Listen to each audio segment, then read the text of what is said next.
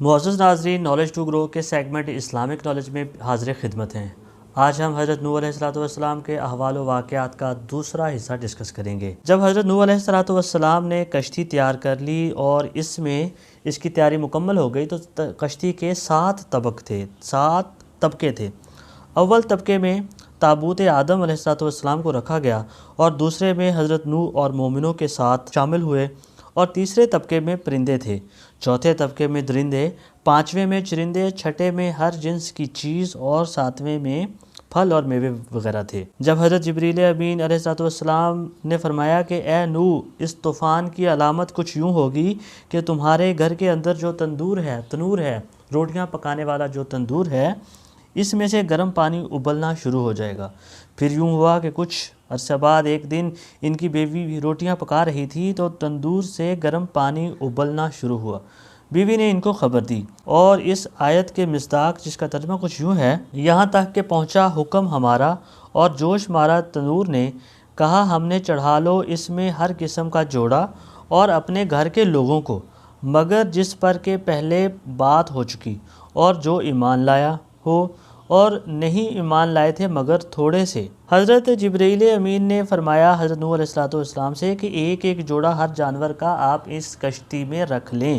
حضرت نوح علیہ السلام نے فرمایا کہ جانور تو کچھ مشرق میں ہیں، کوئی مغرب میں ان سب کو کیسے اکٹھا کروں گا؟ تب اللہ کے حکم سے جن جانوروں کی نسل باقی رہنی مقدر تھی ان کو کشتی میں رکھ لیا گیا، اور گھر والوں میں سے بھی جن کی بات ہو چکی تھی، یعنی ایک بیٹا اور ماں، وہ ڈوبے جو کہ ایمان نہیں لائے تھے، اور صرف 3 بیٹے بچے جن کی پھر آگے ساری نسل چلی، اور ساری مخلوق جو ان کی اولاد میں سے ہے۔ ایک دوسری روایت میں ہے کہ کشتی میں 3 طبقے تھے۔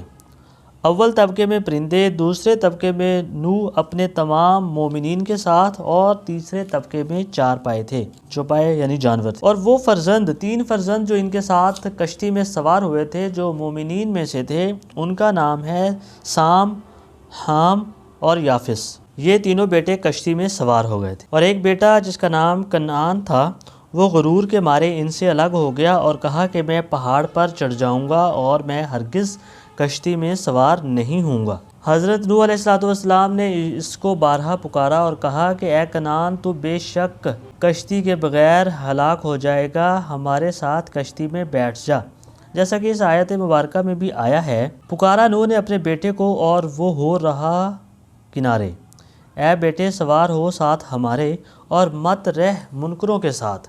اس نے جواب دیا۔ ترجمہ: اور کنعان نے کہا کہ میں کسی پہاڑ پر چڑھ جاؤں گا اور وہ پہاڑ مجھے پانی کے سیلاب سے بچا لے گا۔ حضرت نوح علیہ السلام نے فرمایا۔ ترجمہ: کوئی بچانے والا نہیں آج کے دن اللہ تبارک و تعالیٰ کے حکم کے سوا، مگر جس پر وہ رحم کرے۔ اور فرمایا: اے بیٹے، آج کوئی باقی نہیں رہے گا، عذاب الہی سے سب غرق ہو جائیں گے، مگر وہ شخص بچ جائے گا جس پر خدا رحم کرے گا اور وہ مومن ہوگا۔ اور جب یہ طوفان آغاز ہوا تب رجب المرجب کی 2 تاریخ تھی، تو اس دن پانی ابلنا شروع ہوا۔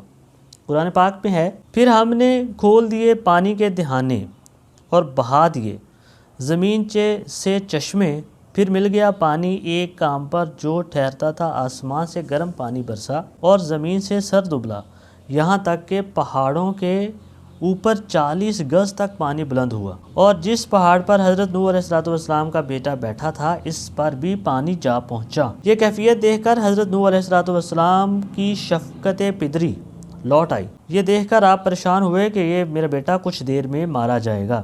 تب آپ نے آسمان کی طرف منہ بلند کیا اور اللہ تبارک و تعالیٰ کی حضور درخواست کی کہ اے میرے رب، تو نے وعدہ کیا تھا میرے ساتھ کہ میرے اہل کو ہلاک اور غرق نہیں کرے گا، اب یہ میرا بیٹا کنعان مارا جاتا ہے۔ اللہ تعالیٰ کا جیسا کہ قول ہے قرآن پاک میں، ترجمہ کچھ یوں ہے: اور پکارا حضرت نوح علیہ السلام نے اپنے رب کو، بولے اے میرے رب، میرا بیٹا میرے گھر والوں سے ہے اور تیرا وعدہ سچ ہے، اور تو سب سے بڑا حاکم ہے۔ یعنی ایک عورت تو ہلاک ہو چکی جو ان کی بیوی نافرمان تھی، اب تو چاہے تو بیٹے کو ہلاک کر یا اس کو نجات دے۔ اللہ تعالیٰ نے فرمایا۔ ترجمہ: اللہ تعالیٰ نے فرمایا: اے نوح، وہ تیرے گھر والوں میں سے نہیں ہے، اس کے کام بالکل نکارہ ہیں، اور ایمان بھی اس کا تمہارے ایمان کے موافق نہیں ہے۔ بس کچھ دیر میں ایک موج پانی کی آئی اور اس نے کنعان کو بہا لیا اور وہ غرق ہو گیا۔ حضرت جبریل علیہ السلام نے فرمایا کہ اے نوح، تم کشتی میں سوار ہو جاؤ اور اپنی زبان سے اس کو پڑھو۔ ترجمہ آیت مبارکہ کا ہے، اور بولا سوار ہو اس پر اللہ کے نام سے، اس کا چلنا اور ٹھہرنا تحقیق میرا رب ہے، بخشنے والا مہربان، اور وہ بہتی رہی پانی کی لہروں میں مثل پہاڑ کے۔ مطلب کشتی جو تھی پانی کی لہروں میں پہاڑ کی طرح تیرتی رہی۔ جب یہ آیت مبارکہ پڑھی تو وہ پھر کشتی پانی پر رواں دواں ہو گئی، یعنی چلنا شروع کر دیا۔ کشتی میں سوار آدمیوں نے بول و براز سے کشتی کو غلیظ کر دیا۔ تب حضرت نوح علیہ السلام نے الہام الہی کے مطابق ہاتھی کی پیشانی پر ہاتھ پھیرا اور قدرت الہی سے اس کے ناک سے 2 خوک پیدا ہوئے اور انہوں نے سب غلاظت صاف کر دی۔ ساتھ ہی ابلیس لعین نے خنزیر کی پیشانی پر ہاتھ پھیرا تو اس کی ناک سے 2 چوہے پیدا ہوئے۔ حضرت نوح نے کہا کہ اے شیطان، تجھے اس کشتی پر کون لایا؟ لہذا اس نے کہا کہ میں اس خنزیر کے ذریعے کشتی میں آیا ہوں۔ چنانچہ چوہے جب کشتی میں سوراخ کرنے لگے تو تب نوح علیہ السلام نے اللہ کی بارگاہ میں فریاد کی۔ حضرت جبریل امین نے آ کر بتایا کہ اے نوح، تم شیر کی پیشانی پر ہاتھ پھیرو۔ جب آپ نے شیر کی پیشانی پر ہاتھ پھیرا تو اس کے ناکوں سے 2 بلیاں پیدا ہوئیں اور ان بلیوں نے سب چوہوں کو جو بھی کشتی میں تھے کھا لیا، اور اسی دن سے بلی دشمن ہوئی چوہے کی۔ حضرت نوح علیہ السلام ماہ رجب کی 2 تاریخ سے یہ اس کشتی میں سوار ہوئے تھے اور عشرہ محرم الحرام تک تقریباً 6 مہینے 8 دن تک کشتی میں سوار رہے، اور یہ طوفان کا دورانیہ رہا۔ قرآن پاک میں بھی اس کا ذکر ہے، اور ترجمہ کچھ یوں ہے کہ اور اللہ تعالیٰ کی طرف سے حکم ہوا، اے زمین نگل جا اپنا پانی، اور اے آسمان تھم جا، اور سکا دیا پانی، اور ہو چکا کام۔ کشتی ٹھہری جودی پہاڑ پر، اور حکم ہوا کہ دور ہو قوم سے جو بے انصاف ہے۔ یعنی جب یہ طوفان کا سلسلہ تھما تو اللہ تبارک و تعالیٰ نے پانی کو حکم دیا، وہ تھم گیا، زمین نے اپنا پانی جذب کر لیا، پی لیا، اور آسمان سے پانی اترنا، بارش برسنا بھی تھم گئی، اور اس کے بعد پھر کشتی جو تھی وہ جودی پہاڑ پر ٹھہری۔ کچھ روایات میں آتا ہے کہ 40 دن کے برابر پانی آسمان سے برستا رہا، اور اسی طرح 40 دن تک زمین سے ابلتا رہا۔ پھر 6 مہینے کے بعد پہاڑوں کے سرے کھلے اور کشتی ٹھہری، اور جودی پہاڑ پر۔ جودی پہاڑ ملک شام میں ہے۔ جب بارش کا سلسلہ موقوف ہوا، رکا، تو زمین خشک ہو گئی، اور اتنی خشک ہوئی کہ ایک قطرہ بھی زمین پر پانی کا نہ رہا۔ حضرت نوح علیہ السلام نے کسی پرندے کو بھیجا کہ تم خبر لاؤ کہ زمین پر کس قدر پانی ہے۔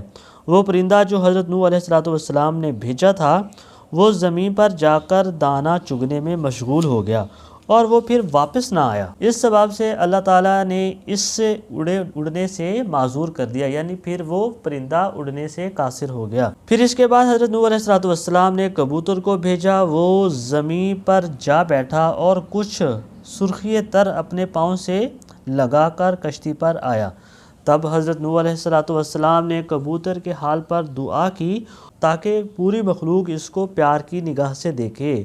معزز ناظرین، یہ نوح علیہ السلام کے احوال کا دوسرا حصہ تھا۔ اس کے بعد باقی واقعات تیسرے حصے میں پیش کیے جائیں گے۔ تب تک کے لیے اللہ حافظ۔